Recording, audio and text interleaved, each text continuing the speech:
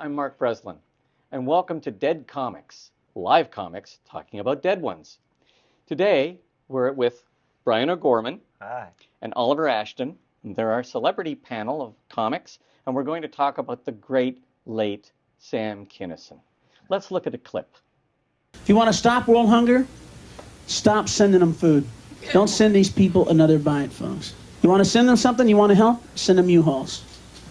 Send them U-Hauls, some luggage, and send them a guy out there that goes, hey, we've been driving out here every day with your food for like the last, 30, 40 years. And we were driving out here a day across the desert, and it occurred to us there wouldn't be world hunger if you people would live where the food is!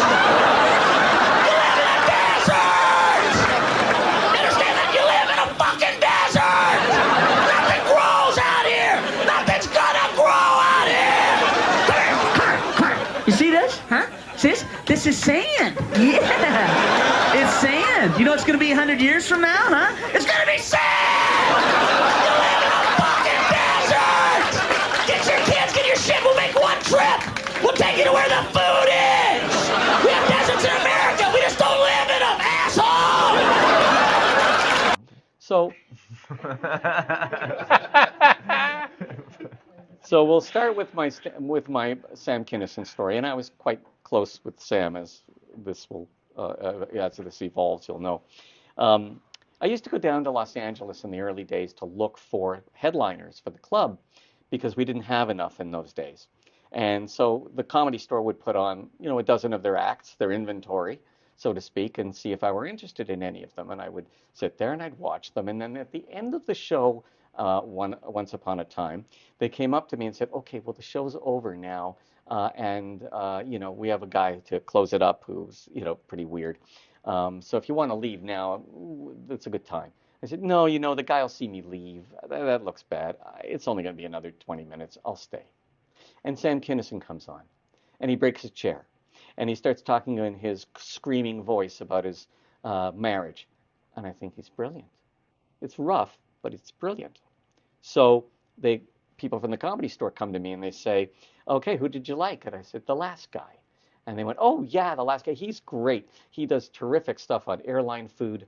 And I said, no, not that guy. The last guy, Kinison. You want to book Sam Kinison? I said, I sure do. So I booked him, and he came in, and he was awful. Just awful, because it was new. What he was doing was very new. In fact, on the Thursday of his week run, he completely walked the entire crowd. And I mean everybody, absolutely everybody got up and left. I went backstage, and this story is told in Norm Macdonald's book, except the amount of money is wrong. I went backstage, and I took out my wallet, and I took $100 out. And Sam thought, oh, yeah, he's going to give me my $100 and tell me not to come back. And I said, Sam, this is for you. This is a $100 bonus. I will give this to you every time for the rest of the week that you actually walk the audience, but you have to walk absolutely everybody to get the bonus. And then I handed him the $100, and he was completely stupefied, but it cemented our friendship forever. The next time I brought him back, he was way better because he'd learned how to put it together. And then the next time I brought him back, he was, fantastic, and he was getting standing ovations. And that took about an extra 18 months. But somewhere in that 18 months, he had grown as an artist to know how to take something very new that he was doing and make it palatable to audiences. You guys, how do you feel? Oh, man, he was a beast on stage, man. It's sort of awe-inspiring watching that guy, huh? Like a reverend. I think it's amazing that you just, what's the word? Verified. I always wondered if that was a true story or not. It's a true story, Yeah. except in Norm's book, it's $1,000. Yeah. The reality is it's $100 because I would never walk around with $1,000 in my wallet. But What was he doing to walk them all? he was doing what we love about him, but it wasn't ready yet. Right. It was, the punchlines weren't in the right place, and the character hadn't completely developed or evolved, and that took some more time. Yeah. I mean, I always love like just listening to the cadence. We were talking about it off camera earlier, but his music was unbelievable. It was so obviously derivative of preaching. And that southern kind of like reverend kind of, do you people understand? Like you could just literally change his jokes for, yeah, we live in the sand, it's going to be sand next year. You can hear it, Well, yeah, I mean, we were once driving around and he had a cassette of him preaching as a, like a circuit preacher. Yeah, And there were no jokes in it, but all the setups were the same music and cadence of the way he would perform, yeah. which was interesting. And by the way, you say South. He was from Indiana. I thought it was Texas. No, he was from Indiana. He went to Ah, Texas to work out as a comic and be part of that outlaw scene. because he was friends with Bill Hicks. That's right. I've listened to a couple of those things. Like there's some really good. Like they would just stay up and do cocaine and record themselves. And so there are these long, like they're I guess early podcasts when you think about it. But it's Kinison and Hicks talking to each other, just chotched out of their skulls, talking about God and aliens and all the rest of it. It's brilliant. Yeah, yeah, man. But he was a definite one of one as well. Did he ever cause you problems when he was up here? Is he getting shit ever? Or? No, not really. I mean, he was running orgies with the waitresses, Fair. but I wouldn't call that trouble. No, no, I would call that an opportunity. no. So yeah, he could get you to do things. He could get people to do things they would never really do. Right. I mean, he was doing heroin. Yeah, he was banging heroin in the restaurant, in the kitchen of the restaurant at Yuk Yuk's, and an amazing number of people went in and tried it with him. Wow. And he's just getting everybody on He was getting everybody on heroin. heroin, yeah. Wow. So he's quite different. Now here's a Sam story I love. So at the height of his fame, Lorne Michaels from Saturday Night Live grudgingly put him in the movie he was producing called The Three Amigos, with Martin Short and Steve Martin. I can't remember who the third one was. Chevy Chase, Chevy Chase. right? Yeah. So they had a part for Sam, and it wasn't a big part, but it was a 2-day shoot in Montana. So he was with William Morris at the time, and everybody said, look, you better get Sam on the plane and make sure he's on the plane, so that you better send one of your juniors to pick him up, take him to the airport, make sure he gets on the plane. So hours pass, and the people at William Morris get a call from the production office in Montana. Plane arrived, no Sam on it. What's going on? So they send another guy from William Morris to go to his house. And Sam opens the door. He's in a bathrobe, and he's wet.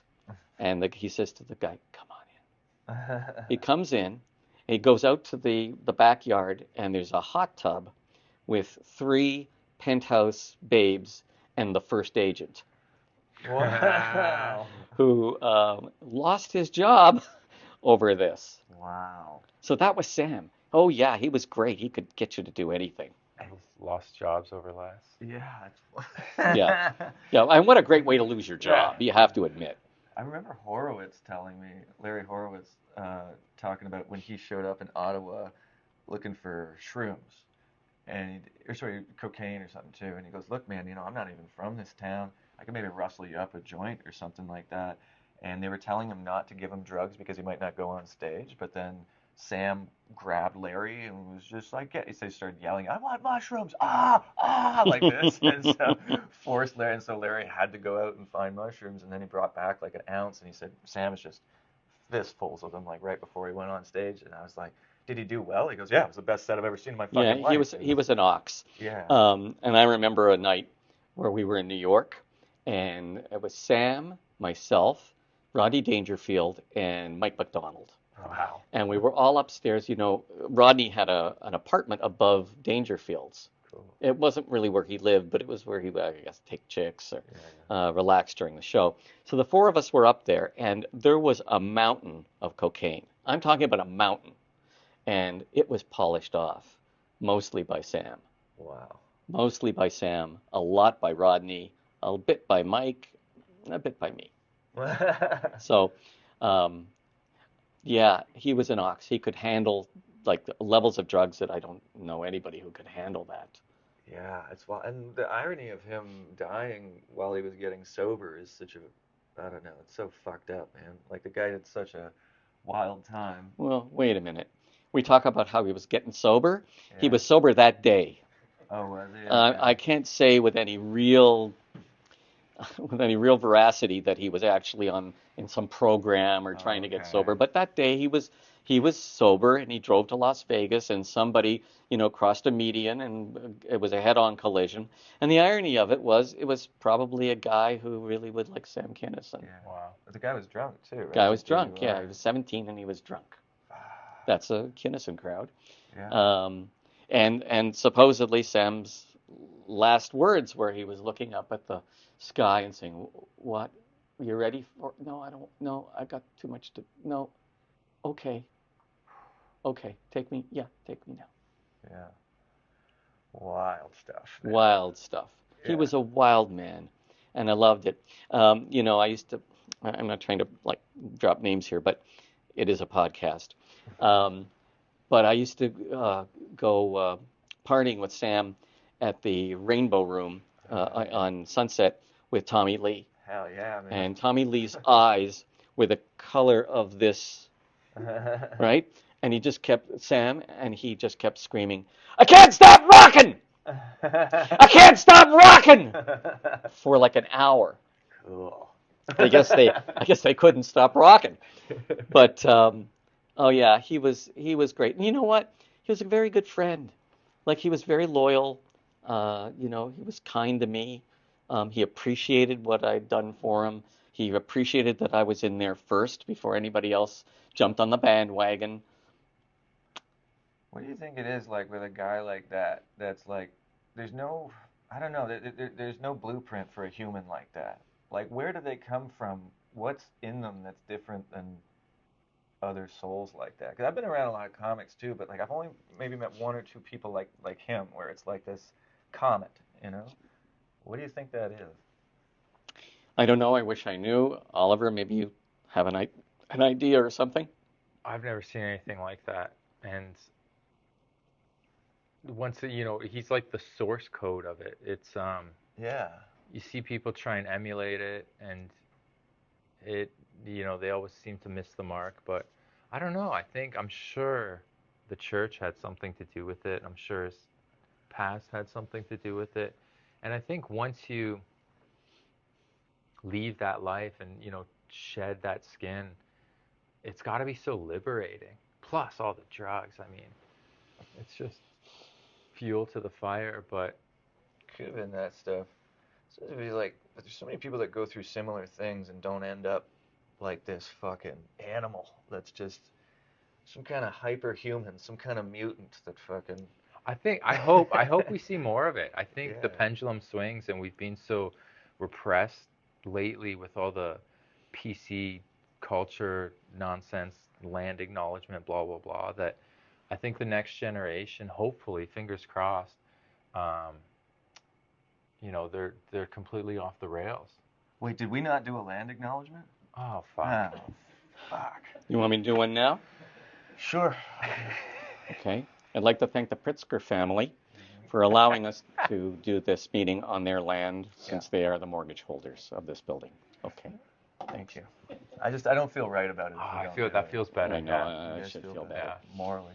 Um, yeah, I mean, what else can you say about this guy who was, as you say, so different from everybody else? But you also have to imagine, you have to put him in the context of, the comedy store and the comedy scene in the 80s, where, it wasn't so much that the comics were all clean, but they were all a jawline. They were all kind of looking to be role models in this, movie and television world that somebody like George Carlin never really thought about. That really wasn't the thing in the 70s. But by the 80s, that was starting to happen where you had handsome comics being cast as, right, Right. as leads in Sitcom dads and films and stuff. sitcoms. Yeah. And that was not Sam. Sam was overweight and he had stringy hair and he insisted upon wearing a top coat when he was on stage. Nobody had done that before. Nobody had done that before. That was a unique fashion statement that he started. And I see other people do that. I see Aaron Berg, for instance, walking on stage and he's got this big sort of pimp coat on. That nobody did that until Sam. Nobody did that until Sam. It's a great way to sell merch after a show. He never did. No? No. After the show, he had plans. Let's just put it that way. Can you imagine? Sam was not like into the business of comedy particularly, but he was very good at assimilating new comics into the world in Los Angeles when they would arrive. And there's all kinds of examples of that, of people who have said, I would be nowhere without Sam taking me in and showing me off to Mitzi Shore and this sort of thing. He was not really welcome at the Improv. He was more of a comedy store act. The comedy store acts in those days were much wilder than the Improv. The Improv guys were more TV acts, and the comedy store, they were way out there in many cases. Was he a server at the deli they used to go to after the show? I never heard that. No? No. I know he was working as a guy who parked cars at the comedy store, which is how a lot of people got stage time. You park cars all night, we'll give you the 2 a.m. slot. Man, the focus on the artistic side of comedy too is the best, because he really was kind of like one of those dudes who almost like the business side almost pissed him off or like with disgust. I relate to that a lot because it tampers with the purity of what you're trying to do. Of course, we know it's like show business, Yeah. show business. That's I can't believe I've never seen anyone do that before in my whole life. But yeah, the one story that I know about him, and that maybe you could tell me if this is true or not, is the one where he's at Just for Laughs in Montreal, and he's at a party with some guy with his Rolex. Do you know this one? And he's got a big watch, and the guy goes, "How do I get that? I want to know how to do that through comedy?" And he threw it out the fucking window and goes, "If you want the watch, you can go get the watch. If you want to learn how to do comedy, you can stay up here with us." And Okay, I've never heard that story, but it's a great one. Yeah, I love that. I was with him in Just for Laughs, at Just for Laughs once, and after the shows, everybody would go to the Delta Bar. The Delta Bar, and it would be packed with people, agents and comics and hangers-on and everybody. And there was a piano. Sam could play piano. Not, classical, but he could play piano, and he started playing piano and singing. And I was singing along with him and a bunch of other people, and they came over and they told us to stop. And I thought that says everything about what this business has become. Yeah. You know? About Montreal. Yeah, stop having a good time. Yeah. We're here to have a good time. Right. Yeah. Yeah, I know, right? I hate when people bring that attitude into comedy, It's like this is supposed to be fucking weird and fun and fucked up. I know. Yes. Well, it was more of an outlaw profession when we started. Yeah. And now it's not really that way, although, there's some movement around the edges of people who could never be cast in traditional sitcoms and stuff, doing really well through their work on the internet. Mm-hmm.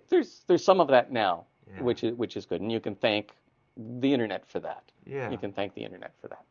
So this has been a delightful time with my two guests, Brian O'Gorman and Oliver Ashton, and this is Dead Comics, live comics, talking about dead ones. I'm Mark Breslin. I'll see you soon. When he died, he was a friend of mine.